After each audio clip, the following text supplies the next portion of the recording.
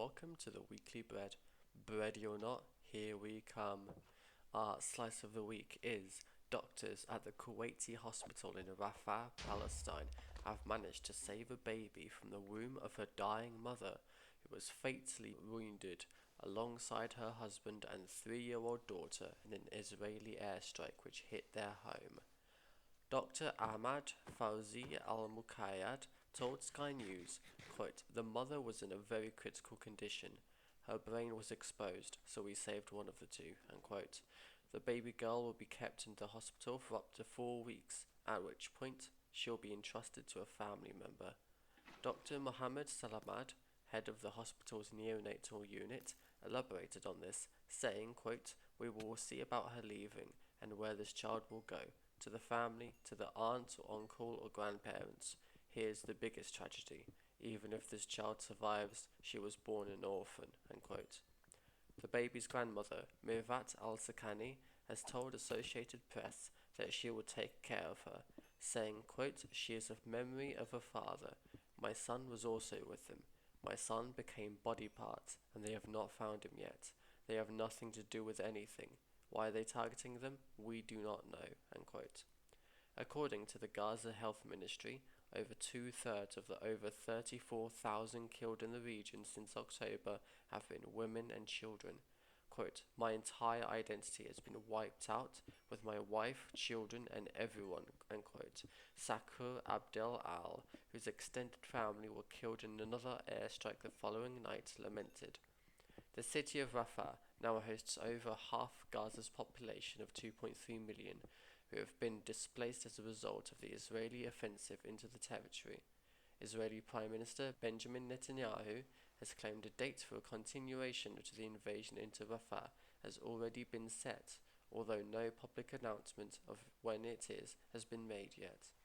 According to him, the humanitarian concerns brought about by the war are a necessary measure in weeding out the terrorists operating in the area who sparked this invasion with their October 7th attack. In Europe, a fire broke out last Tuesday in Copenhagen's former stock exchange, a famous landmark in the city, destroying the spire of the building which was undergoing renovations for its 400-year anniversary. The Danish Chamber of Commerce currently occupies the building, with director Brian Mikkelsen affirming it must be rebuilt, quote, "no matter what." City Mayor Sophie Heistorp Andersen echoed his thoughts, saying, quote, "We cannot do without this stock exchange."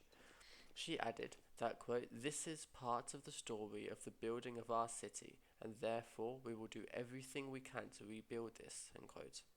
Over 100 firefighters were present at the scene trying to stop the spread of the fire.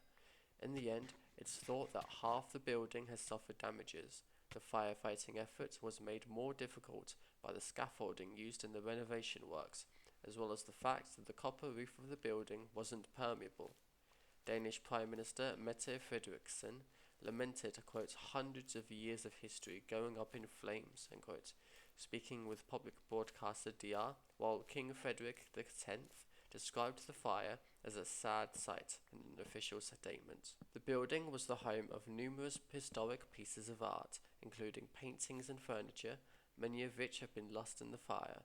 However, there was a collective effort from the people of Copenhagen to preserve whatever they could, with images showing several people carrying artwork to safe areas. Danish Culture Minister Jakob Engel-Schmidt shared his appreciation on Twitter, quote, "To see how the employees at Borsen, good people from the emergency services and passers-by work together to rescue art treasures and iconic images from the burning building," unquote. In Africa, a report by Swiss investigative group Public Eye has found that Nestlé, another Swiss company and the world's largest consumer goods company, has been adding sugar and honey to infants' milk and cereal products in various countries in the global south, going against international health guidelines. The group sent samples of Nido, a milk formula brand aimed at infants aged 1 and above, and Cerelac, a cereal for children between 6 months and 2 years of age, to a Belgian laboratory who found evidence of added sugar in the form of sucrose and honey. Some of the countries with the worst results include Mexico, where a third of Nido products contained 1.7 grams of added sugar per serving. India with 2.7 grams per serving of added sugars in Cerelac products. Brazil with 4 grams per serving in 6 out of every 8 Cerelac products. And Nigeria, where Cerelac was shown to have up to 6.8 grams per serving. Guidelines set by the World Health Organization for Europe states that no added sugars or sweetening agents should be allowed in any food product for children under 3. While this guideline isn't official for other parts of the world, researchers say the standard remains relevant for the rest of the world. The presence of added sugars has been linked to cases of obesity and tooth decay in children. Such problems are a growing concern in developing countries, with Africa having recorded an increase of 23% of overweight children under 5 since 2000. Worldwide, over a billion people are considered obese. Nestlé's products for toddlers aged 6 months to 1 year in Europe, meanwhile, include no added sugars. Lawrence Gabriel, agriculture and nutrition expert at Public Eye, has stated, quote, Nestlé must put an end to these dangerous double standards and stop putting sugar in all products for children under 3 years old in every part of the world, end quote. According to Euromonitor International, a market research company, Cerelac presents global retail sales of above $1 billion, with the bulk of these being in low and middle income countries. Brazil and India alone account for 40% of Cerelac sales worldwide. In response, a Nestlé spokesperson has stated, quote, we believe in the nutritional quality of our products for early childhood and prioritize using high-quality ingredients adapted to the growth and development of children, end quote. Explaining further that variations in recipes depend on factors such as regulations and the availability of local ingredients. In Asia, cheers erupted among the crowd gathered at Taipei's Ximending Red House Complex, birthplace of Taipei's drag scene, as Nymphia Wind, the drag personality created by 28-year-old designer Liu Xiao, became the first Taiwanese to win RuPaul's Drag Race. Her win was extensively covered in Taiwanese media, who said she had, quote, broken the Asian curse on the US reality show, which sees drag queens compete in various challenges, including lip-sync performances in the final round. Nymphia Wind grew up in Taiwan and Hong Kong and developed a passion for fashion and drag during her studies in London. Her performances on Drag Race were characterized by her self-created outfits and the incorporation of Taiwanese elements like bubble tea, temples, Chinese traditional opera, and the color yellow. Quote, yellow is not just a color, it is me as an Asian person, unquote, Nymphia shared on social media. Quote, my existence is yellow, I am always wearing yellow. Through drag, it has taught me to appreciate my Asian identity. Quote, she has been nicknamed the Banana Buddha, with the fans being the Banana Believers.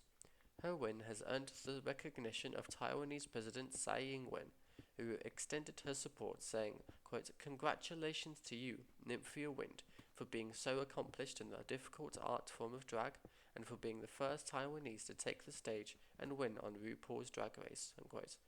The Taiwanese president has long been a supporter of LGBTQ+ rights, with the ruling party DPP having legalized same-sex marriage in 2019 and allowing same-sex couples to adopt in 2023. Nymphia Wind hosted a performance at a traditional Taoist temple in Taiwan back in November in an effort to make drag queen culture more accessible, saying, quote, this event is intended for everyone to participate in, breaking the echo chamber by inviting elders and children to come together to enjoy the cross-dressing, putting aside prejudices and enjoying the moment together in the same space, end quote. North America, a 500-pound elephant seal, nicknamed Emerson, has been causing a headache for conservation officials in Victoria, the capital city of Canada's British Columbia province. Last week, the officers loaded Emerson into the back of a van and drove him up the coast, leaving him on a remote beach far from human habitation. The elephant seal had earned a reputation in the city for ending up in quote-unquote unusual locations, such as flowerbeds, city parks, and busy roads. Less than 7 days later, conservation officers were stunned to see him back in Victoria, with him having completed a 126-mile journey to return. The officers are concerned about this, though, as the public has been growing perhaps too comfortable with the seal's presence. Quote, people have approached Emerson to try and pet him, take selfies with him, and on occasion prompted their small children to do the same. If public disturbances of the elephant seal continue, someone will get hurt, Canada's Department of Oceans and Fisheries has warned. On April 1st, Emerson was spotted molting in a busy park, which caused conservation officers to restrict public access to the area with tape and warning signs. The people of Victoria have seemed to ignore these. Molting is a month-long biological process in which northern elephant seals shed their fur and underlying layer of skin, and is described by Canada's Fisheries and Oceans Department as quote-unquote highly taxing for the seal. Conservation staff have said they'll probably be forced to move the seal once more if public disturbance continues, but added that, quote, however, it would be ideal if this could be avoided to allow Emerson his space to complete his molting process in the location he has chosen, unquote. In South America, Lim King Mo, the South Korean diplomat to Brazil, has found himself becoming a star in the South American country for his passionate samba performances, which have changed Brazilians' views on the East Asian nation. Born in Busan in 1965, Lim's first contact with Brazilian music came by listening to The Girl from Ipanema on the radio. He was instantly enamored by the genre. 5 decades later, after having been posted as an ambassador to China, Switzerland, Guatemala, Mexico, Argentina, the US, and Jamaica, he will be sent to Brazil, where his favorite music originated. Quote, samba brings me joy and makes me happy, unquote, Lim told The Guardian in Portuguese. This week, he was invited to perform at one of Rio de Janeiro's most famous samba venues, Renascença Club, with the iconic artist group Samba do Trabalhador. His time on stage was received very well, with Samba do Trabalhador's singer Gabriel Cavalcante saying, quote, the crowd went berserk. It was in ecstasy. People might say, damn, this ambassador is bonkers, but he's a true diplomat, unquote. Footage of his performance was shared on social media and was met with praise from critics, with All Global, a local publication, saying, quote, his performances are filled with emotions and energy, unquote. At the time Lim arrived in Brazil, the country was suffering greatly from the COVID-19 pandemic, which saw over 700,000 people perish. Quote, the social atmosphere was quite gloomy. When I made the speech, nobody listened, unquote, Lim explained. Instead of carrying on talking to the wall, though, he decided to change tactics by singing Brazilian pop songs at events, aiming to lift people's spirits while changing their preconceived notions of South Korea as a strict country, always on guard against North Korea. Quote, when I started singing, people really laughed, smiled, and were happy, so they asked me to continue. I want the world to see Korea as a pleasant, happy, and humorous country, unquote. Lim Kimo calmed his nerves before his big performance on Monday with 5 Brazilian beers. Quote, I don't think there could be anything more improbable in the world than an ambassador, a South Korean authority, turning up at a Monday samba session, drinking 5 beers and asking for the microphone, unquote. Cavalcante remarked, quote, only in Rio. There's just nowhere else on earth where this could happen, unquote. In Oceania, 4 spears crafted by the Aboriginal people of Australia, taken by the British in the 18th century and donated to Trinity College in Cambridge, are being returned to their home country. Quote, I think for us it's a momentous occasion that where Australia's history began. In 1770, on the shores of Botany Bay at Cornell, the spears that were undoubtedly taken without permission are returned to the rightful people, unquote.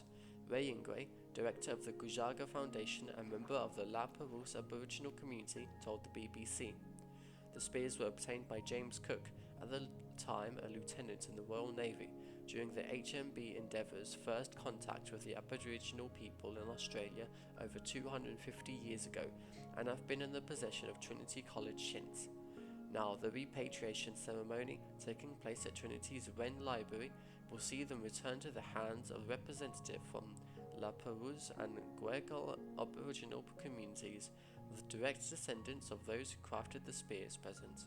Nolene Timbery of the La Perouse Local Aboriginal Land Council commented on the weapon, saying, quote, they are an important connection to our past, our traditions and cultural practices, and to our ancestors.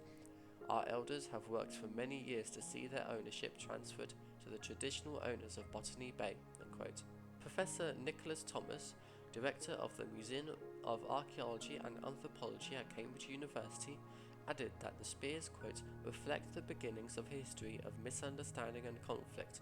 Their significance will be powerfully enhanced through return to country, unquote.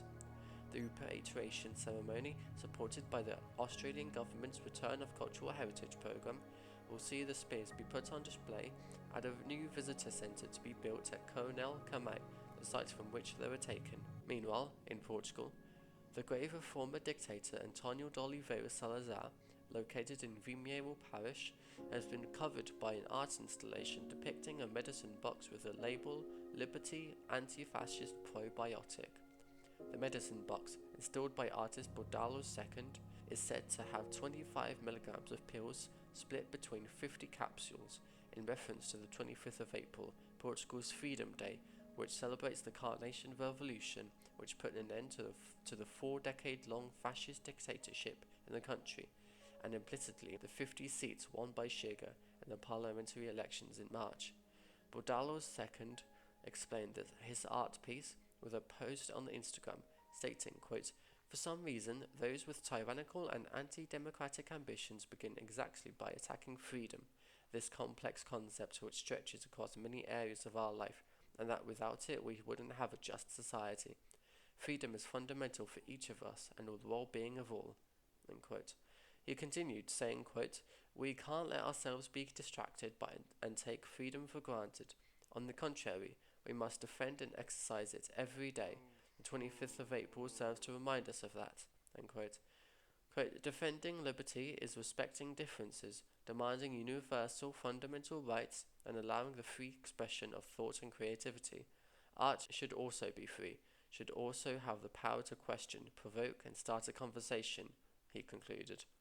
The post has sparked controversy among those who have seen it, with many criticizing the artist for disturbing the grave of a dead man, arguing that the cemetery isn't the place for political messaging and that the act may possibly be illegal. Others defend him, pointing out the vast difference between his act of vandalism and the former dictators of various misdeeds.